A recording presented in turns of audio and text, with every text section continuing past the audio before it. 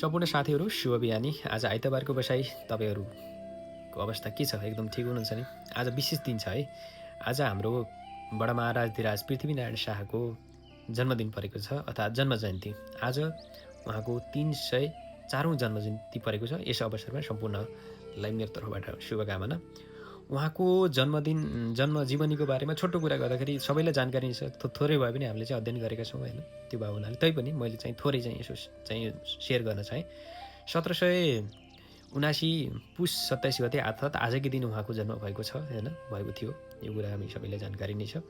अर्को कुरा उहाँले नेपाल एकदम सानो सानो टुक्रामा विभाजित थियो। 22औं 24औं राज्यहरू थिए होइन? त्यसलाई जोडेर उहाँले अहिलेको आधुनिक नेपाल बनाउनु भयो। त्यो बारेमा पनि हामीलाई जानकारी नै छ। जानकारी हुनुपर्छ।